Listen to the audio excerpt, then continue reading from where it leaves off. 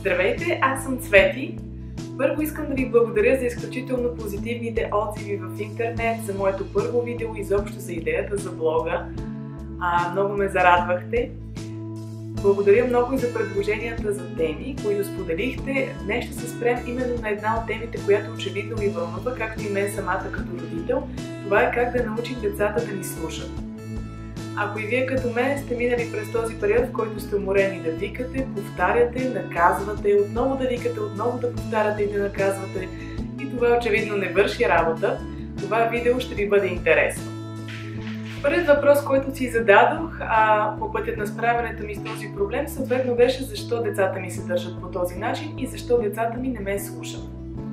От изчетенето в интернет, гледането на различни семинари, аз стигнах до два извода. Децата имат две основни нужди, които трябва да бъдат задоволявани всеки ден.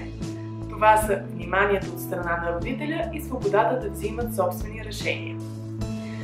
Относно вниманието, първото, което те разбират още на невръстна възраст, че непослушанието е отличен начин да си набавят количеството внимание, макар и негативно. Като примери за това, че на детето ви наистина му липсва такова внимание от ваша страна, съответно мога да дам няколко примера, които са валидни за моите деца. Например, когато говоря по телефона, те задължително се сбиват, разревават се, искат да отидат до тоалетната или нещо друго, което съответно да прекъсне моя разговор и да им обърна веднага внимание. Друго нещо, което те правят, е битката да не си легнат. Предполагам, не съм сама в този справянето с този проблем. При моите деца често се случва точно в момента, в който дойде време за лягане, да се измислят стотина причини, за да не легнат. Например, ходим се до тоалетната, рязко огладняват, рязко ожадняват, искат да ги целунат, да им разкажат приказка, или пък с баща им някой от нас да легне с тях да ги приспи. Изобщо малките деца са изключително изобретателни в това отношение, предполагам сте се убедили сами. Друг такъв пример, който бих могла да дам е, ако имате повече от едно дете, те много обичат да се скарват, да се сбиват, да спорят за играчки и така нататък, само и единствено за да привлекат вашето внимание. Разбира се, не е лесно да си родител, особено в днешно време много от нас работят, много има домакински задължения, повече от едно дете и така нататък, така че не може да обръщаме на децата си нон-стоп внимание, това изобщо не е лесно. Но идеята е, че давайки тези примери, това означава, че детето ви не слуша, защото иска по този начин да си набави още внимание от ваша страна. Ако все пак вие му обръщате достатъчно внимание, детето ви продължава да не слуша, това е ясен знак, че детето ви има нужда от повече свобода да взима собствени решения. Какво имам предвид под това? Ежедневно ние взимаме почти всички решения в живота на нашите деца, още повече ако те са по-малички. Съответно какво да облекат, какво да ядат, къде да отидат, да ходят или да не ходят на училище и така нататък. Разбира се, това са решения, които ние като родители трябва да взимаме, но все пак можем да оставим на децата да направят някои малки избори в ежедневието им, като например какво да облекат, какъв да е десерта им и леко да ги насочим в посоката, в която бихме желали. Ясни примери, че децата съответно имат нужда от повече свобода да взимат решения са когато децата имат три основни нужди, които ние няма как да ги накараме да направят. Това са съответно ядене, ходене до тоалетна и спане. Ако децата ежедневно се борят с вас и съответно отказват да направят тези дейности, когато вие искате от тях, това е ясен знак, че децата ви имат нужда от повече свобода да взимат собствени решения в живота си. Бих искала да се спра и от моя личен опит на наказанията, които са много популярни, но очевидно не работят при децата. Много от тях установих, че те работят точно срещу въпросните нужди от внимание и свободата да взимат решения на нашите деца. Ще дам няколко примера за наказания, които не работят или поне не работят при моите деца. Това е така популярното наказание time out или наказан си в стаята си. Много често се случва, след като детето направи беля, ние да го изпратим в стаята му и да му кажем отиди там и си помисли какво си направи. Съответно, замисляйки се, логично установяваме, че детето със сигурност не седи в стаята, мислейки си каква беля е направил и колко е сбъркал, а най-вероятно си мисли колко сме нечестни с него, колко живот е несправедлив и колко сме несправедливи. Това е именно причината това наказание да не работи. Друго наказание, което също не работи, е броенето до 3. Много често ние използваме, когато искаме детето да спре да прави нещо или да направи нещо, броим до 3. Съответно казваме, че когато настъпи моментът с 3, то трябва да е направило това, което искаме. За съжаление, единственото нещо, което това наказание учи децата е, че не трябва да учат да слушат от първия път, а трябва да слушат от третия път, което разбира се отново е лишено от логика.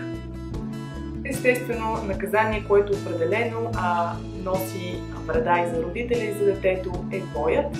Аз съм категорично против това нещо. Това е наказание, което носи единствено срам, вина и болка, като естествено ние като родители не искаме децата ни да се страхуват от нас, така че това наказание е също едно от изключително неработещите наказания.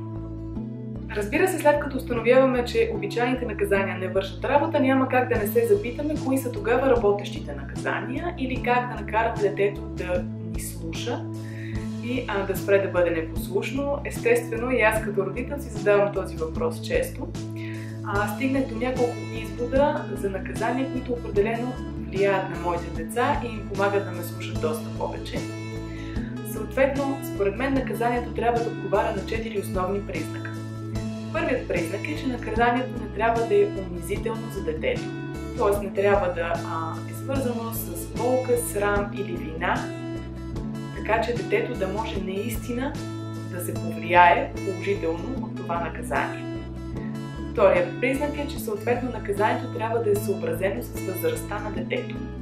Като пример мога да дам, че времевото усещане на децата е много различно спрямо възрастта. Например, ако едно дете на 4 години не си разтреби играчките, съвсем нормално е да му кажем, че е лишено от играчките си до края на деня. Ако 14 годишното ни дете по време на вечеря, например, си играе с телефона на масата или пише съобщения, съвсем нормално е да кажем, че е лишено от телефона си до края на седмицата. Третият признак за истински работещото наказание е съответно наказанието да е логично свързано с постъпката на детето. Какво имам предвид по това? Много често, замисляйки се, установих, че аз правя наказания на моите деца, които нямат никаква логика, от сорта на ако не си измиеш зъбите, цяла седмица няма да излизаш в скейт парка, където си обича да ходи. Това логически изобщо не е свързано и единственото нещо, което постигам с това нещо е синът ми да си мисли колко съм нечестна отново и несправедлива с него. Установих, че наказанията трябва да са логически свързани с постъпката, като например, ако не си измиеш зъбите, няма да ядеш цяла седмица сладки неща. Или пък, ако не си сложиш каската като караш колело, няма да ходиш в скейт парк. Така по този начин децата естествено не са щастливи от наказанието, което им е наложено, но в тяхната глава има логическа връзка и те съответно по някакъв начин се съгласяват с изпълнението на това наказание. Последният четвърти признак, на който трябва като стъпка да направим при налагането на такъв вид наказание, е съответно устната договорка.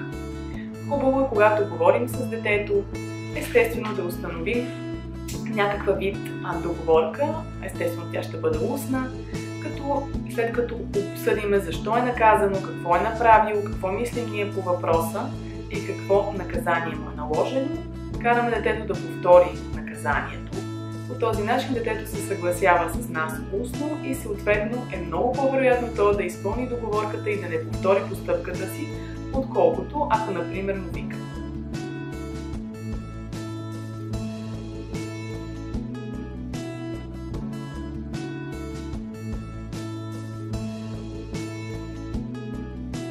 Искам да се спра и върху два основни момента в развитието на едно малко дете.